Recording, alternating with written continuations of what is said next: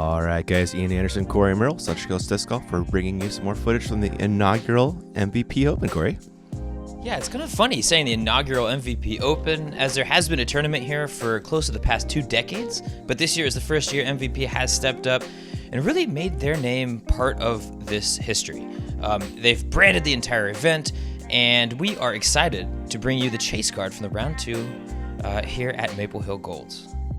Right on. Huge thanks to MVP Steve for filling in for me yesterday. Heard you did a great job. Yeah, dude, super cool guy, and his first time doing commentary, so he was stoked about it too. Got a great voice. All right, yeah, getting us started, dude. You're not kidding, but getting us started here on par 4, hole 1, 835 feet over the water on your first shot. Ideally, you can miss the Christmas trees in the landing zone on the drive, but you might have some awkward footing approaching this really tiny mouth. It's not a triple Mando with that MVP sign like you saw during round 1, but really it is so tight if you're trying to get your birdie 3 on this green. Yeah, and incredibly tough get, and that OB so close to the back there. Yeah, the wall is going to save a lot of folks from going really far out of bounds. We saw a couple of guys skip up next to it during our round 1, so that might play into our future here. Paul McBeth reaching for, looks like a overstable Star Destroyer. Yep. He'd like to get a little bit more over on that one, but he made up a lot of distance, so he should be all right. Cool. Calvin Heimburg out of Florida. Looks like he's also ripping on a Destroyer. God, dude, he throws so far. Mm-hmm. Like, so much farther than Paul there. That lanky build, man. Not that Paul can't throw that far when he wants to. Truth. This is Austin Hannum. Yep, Perdiscus dude. Nice. And that's a nice looking pull right to the landing zone. Beautifully shaped. Parking Spencer there. Uh-huh, that's the shot, right? Mm-hmm. Yep, opting for the Scorpius off this tee. Okay. A little more understable than the one Double G's got. I was just going to say, it's funny, he really likes Scorpiuses because of how not stable they are. Really? Yeah, I've heard James Conrad and Double G love them because of how stable they are. Oh, funny. Different runs, I guess, right? I was just going to say, maybe that's like an inconsistency thing, kind of like Discmania. It's like, oh, dude, second run FDs? Nothing's like those. It's all about the runs with Discmania, man. But they own it, which I kind of love. No, it's true. Yeah. Looks like Austin's running the... Oh, my goodness. Whew. Thank you, Keen. Yeah. Joel looks like he just did the smart play and laid up.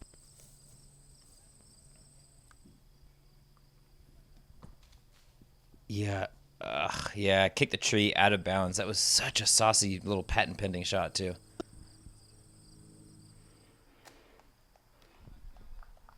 And give him... Yep, right inside the circle, just where you want to be. No reason to get, like, Austin-style aggressive. Sure. Joel just laying up for his par. Yeah, he loves those metal flake gators. Is that what that is? Oh, man. Mm-hmm. He's got such a great forehand upshot. It really is true. Yeah, with the whale and those gators of his. Paul gives it a run to save the par, but he's got a bogey to start his day. Calvin looking for the 3, though. Yeah, quality start. This is just getting a birdie on hole 1 is just such a momentum setter. It's so easily you could 5 it, like we saw Paul, one little slip up, kicks a tree out of bounds. Great 3. Yeah, he just missed his line by just a couple feet, and there you go. Austin smartly taking his full meter, make that putt a little shorter, and converts for the nice 3. Yeah, I really like how this course combines artificial OB with natural, just out-of-bounds obstacles.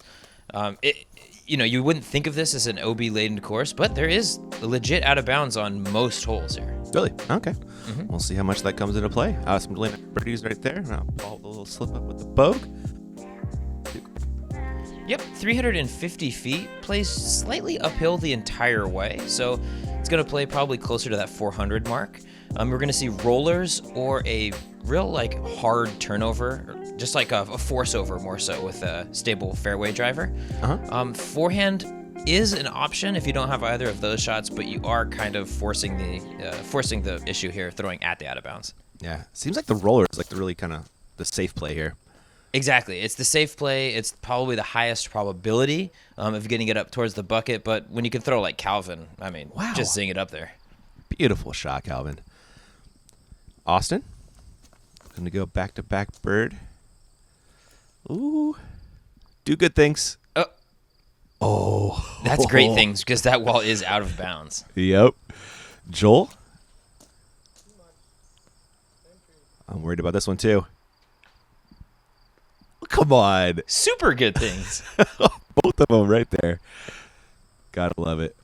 Paul looking to come back from that bogey start. Going with the high 160s Thundy. I was going to guess that. Wow. That's perfect. That was nice. Austin with a little forehand up. Yeah, he's just thinking his lucky stars. He's not going to be taking a bogey here. Get on to the 3. Same with this guy. Joel with a beautiful forehand up, as is tradition. Calvin looking to convert on that nice drive. Oh. Mr. Heimburg.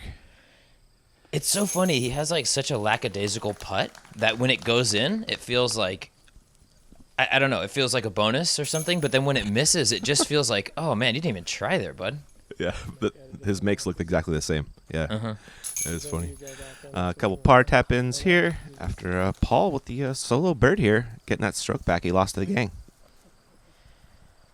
Is that Joel's whale right there? Sorry. Yeah, I was just going to say, yeah, the Color Glow whale upping to the not so easy of a bird, really, hole 2. Plays right closer to par than you'd think. I would assume this one would play under par, but I think that OB on the right really either A, gets in people's heads, and B, is just adding strokes there. No, definitely. I believe the way it's... Yeah, the Champ Glow. Or Color Glow, technically. When I was out and support Joel, he's a great guy. We are going into the woods, Corey. Yeah, we are. Site of the famous Dave Feldberg ace, though I did hear it was from a different tee pad. They've since moved it back. Now it's 410-foot S-shot through the woods. Really, step one is to make the gap off the tee, though. Guy gets lucky once, so they push the tee pad way back. I see how it is. Never again. Can't be happening again. Paul got lucky once right there. Several times, yeah, through the woods right there. Wow. Not the line, but that worked. Calvin trying to follow that up. A little bit more turn on it. That's what you want. Yeah, that's more the intended shape, but comes up a little bit short. Looking at it, though. Yep, inside circle 2 at least. Austin? This looks beautiful. That is beautiful. Mr. Hannum. Dang. Trying to scare Zmelton off the next tee pad. What is that even? That's incredible. That's a great shot. Yeah. Joel trying to follow that up. Easier said than done. Oh, my. Yeah, he's going to have to follow that one into the woods, I think. Oh. It's got a line. Going with the flippy MD3. There's that touch forehand of his. Just shaping a line. So nice. I walked around that corner, saw the tunnel up there, and like he's just licking his chops on that one. Calvin looking for the outside the circle birdie. Same effort. How did it go that far? Those long arms, man. I just pendulum, man. I do not get it. That finger pop's a thing too, you know. I say it all the time. Life's just all about the finger pop. All about the finger pop. Austin goes a little bit long, misses his comeback birdie. Paul looking for his 2. Oh. Yeah, had to straddle around a bit outside that tree, but that's a putt he wants. Oh, definitely. You can tell by the look on his face. Joel, quality birdies. Or sorry, par save after that drive. Gosh, those woods in the bottom right are so dense. It's just so fortunate he had that little tunnel in front of him. Yeah. Good comebacker from Austin. Yeah, from that left side, he's really putting straight at that downhill. It's fortunate that it even stopped where it did. Yeah. When I play this hole, Corey, tell me not to go long. You know, I'm really worried about that. Yeah. You should disc down. Yeah. Roller, maybe. Make sure to remind me. Got Calvin with the solo bird there. And we are looking at hole 4. Yeah, 250-foot straight downhill. You got options, Ian. You can either throw it dead up the gut through this like 3-foot wide gap, or you could play the more flick Annie S shot around the right side.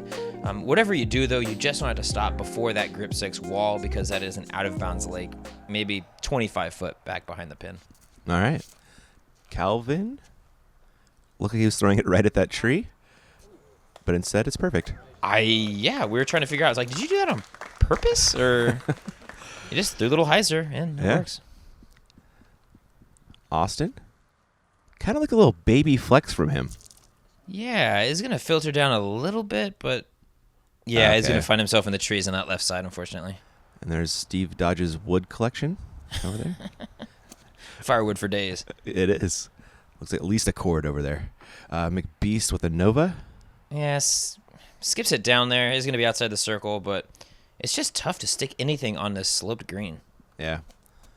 If anything will do it, it's a Nova, but not quite. What's Joel throwing right here?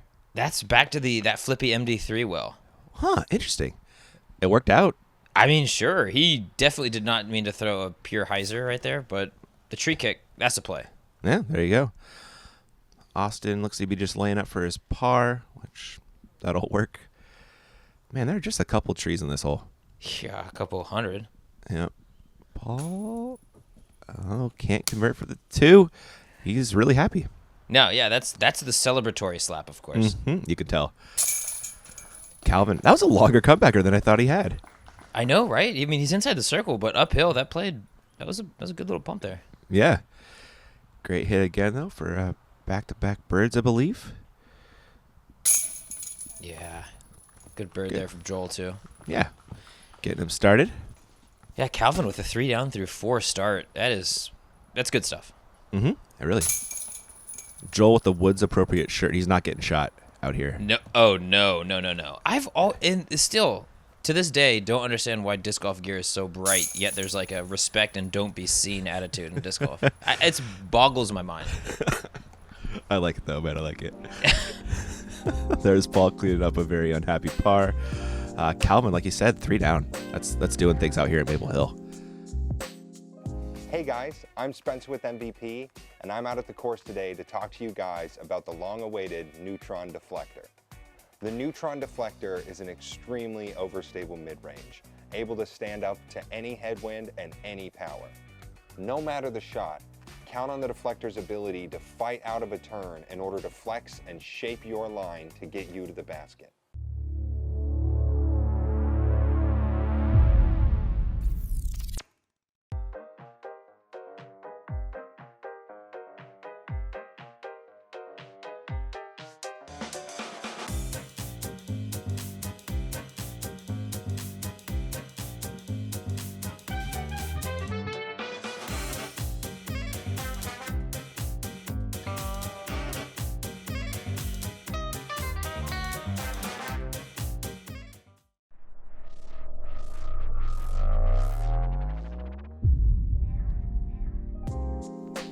All right, guys, we are back. We got to thank MVP for sponsoring our coverage, and this time sponsoring the event as well. Yeah, absolutely. Really excited that they got into the space, and really that new logo they put together is really cool. It's like modern. It's a nod at the past while moving into the future. I think it's cool. Yeah, I dig it. Barsby ace on this one a couple years back, right? He did. Then he followed it up with the 5 on our round 1 coverage, though. So we'll call it a 2.5 average. All right. I think that's how it works out. Calvin with the forehand, biting off that Barsby line. Tagging the flags. That's cool. That's an object ace. Yep. We'll give him a half stroke or cut him a half stroke off. Deal.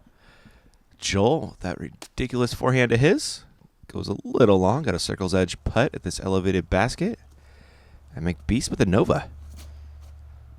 That's trusting your Nova, Corey. I was just gonna say, yeah, turnover routes are fine, but you just gotta really have faith in that shot. You do not want that coming back left. Not at all. Fortunately, Novas will not come back for the most part. Austin. A little short. Yep. Got a fun putt here. Yeah, catches cage, but man, got to loft it over those little branches.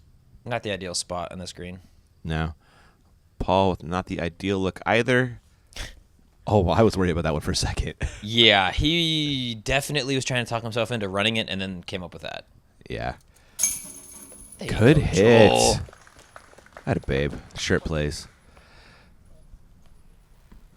So's the hat, too, honestly. It's good. No, I know. And if you matching notice, look. the lime green rings on the socks as well. It's a full outfit. Oh, really? Mm-hmm.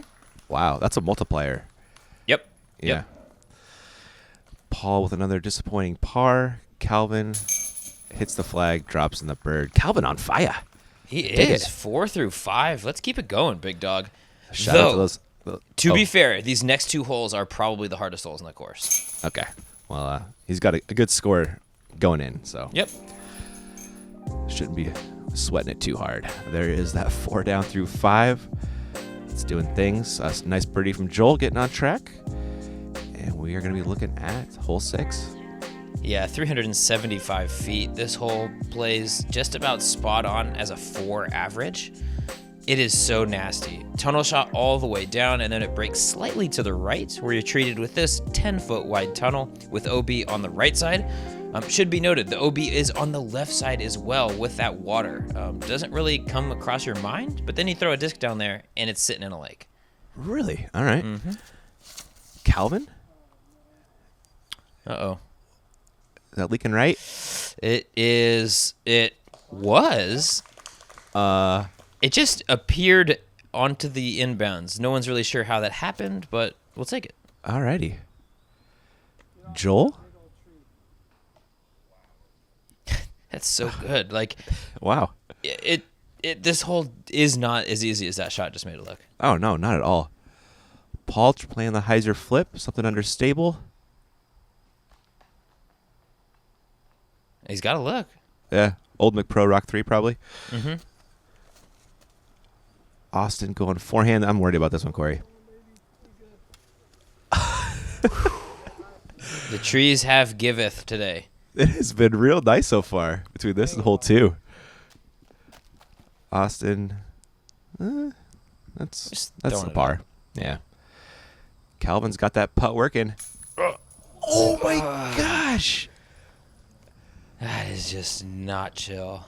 Wow, what a bid. Joel coming up short.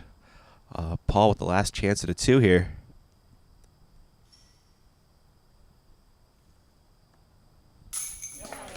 With authority. Good hit. Uphill, too. Uphill, straddle, no jump from outside the circle. That's quality. That was like 45, 50. Yeah, seriously. Just straight up forearmed it in there. There's a smiley Paul.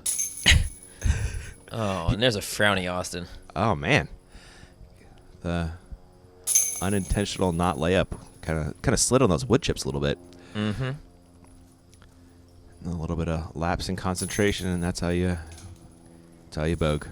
That's how you bogue, and that is not how you want to bogue out here.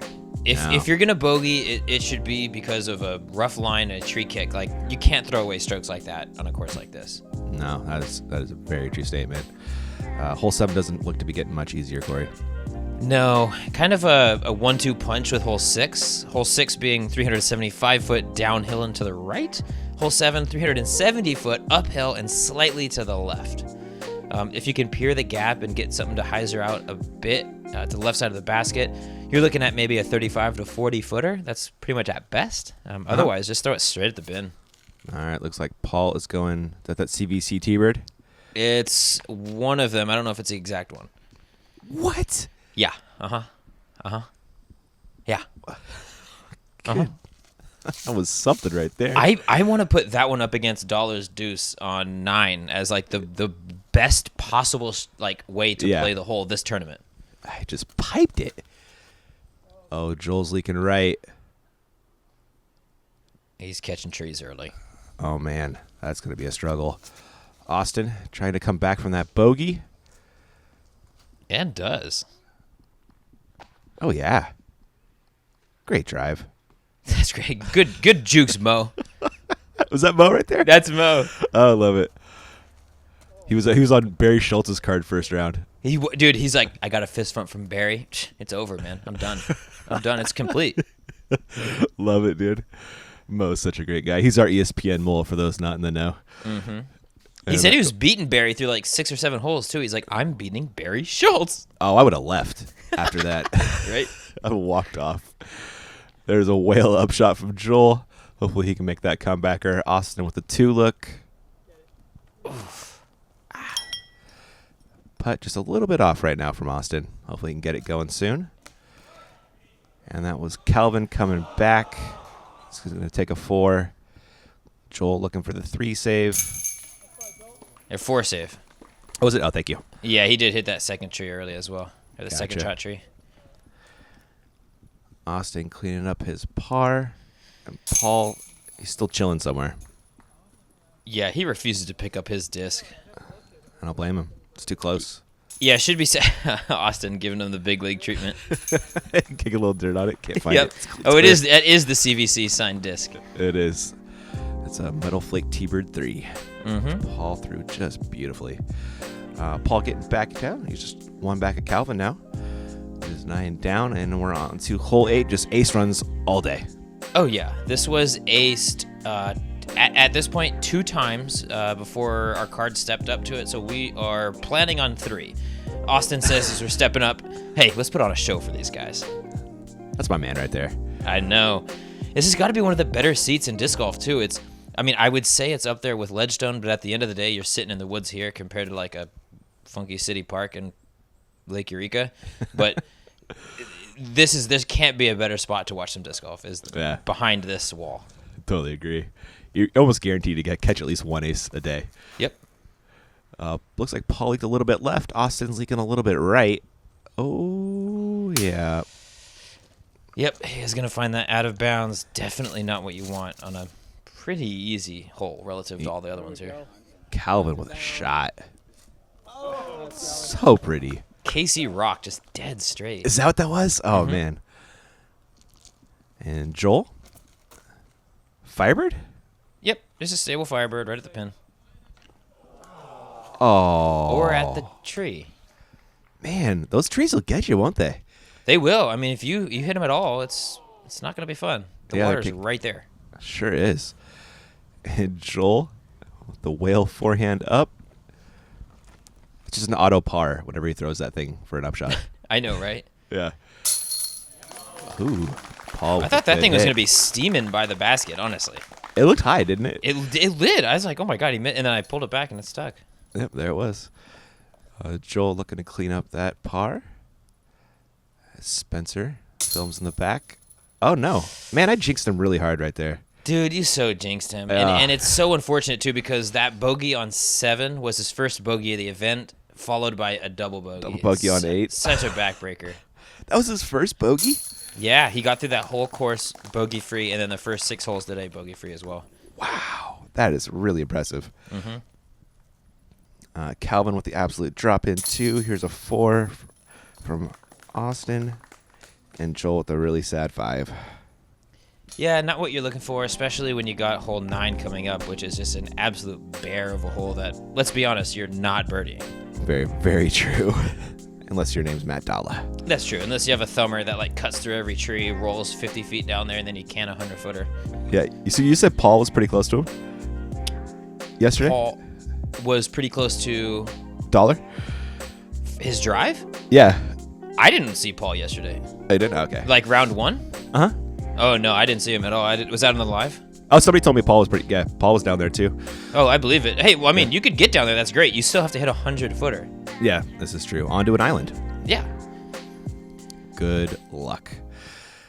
McBeast off the tee going McPro Rock 3. He just flattened it out a little bit, but that tree kick is going to put him down into the position. Yeah, it's such a crazy shape to hit. I know, it's like straight up, and then it like has to fade and drop back towards you. Yeah. And miss trees. Oh, my. And he parked a basket, Calvin, but just not the basket. Forehand here. Interesting. This is my play. It's just for me, that's on too much of a hyzer, obviously. Right? Yeah. And he's Okay. in the woods. But we're gonna watch Joel throw probably the flat to hyzer line. He's got more of the kind of forehand you need for this shape. Yep, it's got to ride flat for a little bit and then just drop right back down in there. Really nice.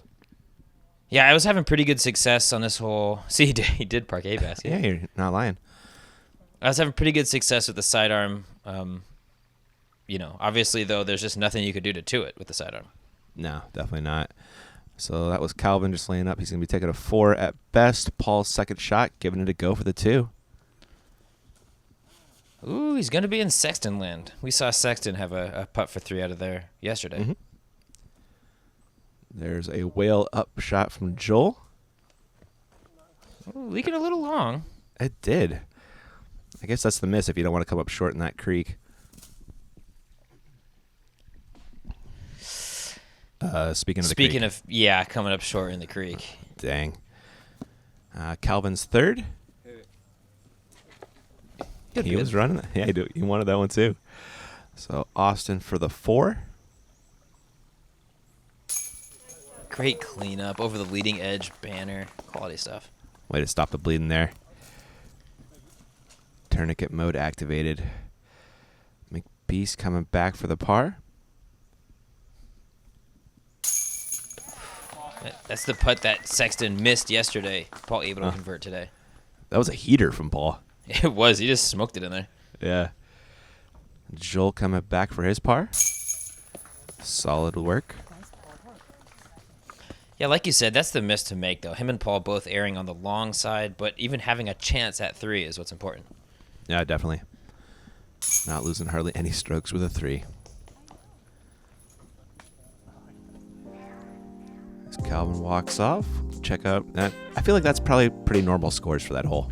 Yeah, 3.5 is close to what it averages, minus an entire stroke. It averages right up close to a 4. Admittedly probably should be a par 4, but it doesn't matter. Everybody's got to play the same course. Calvin and McBeth, though, 3 down through 9, even with that fake par 4. Yeah, they are. And it's kind of a tale of 2 rounds here. A couple over, a couple under. Hope you guys enjoyed it, and come back for the back 9.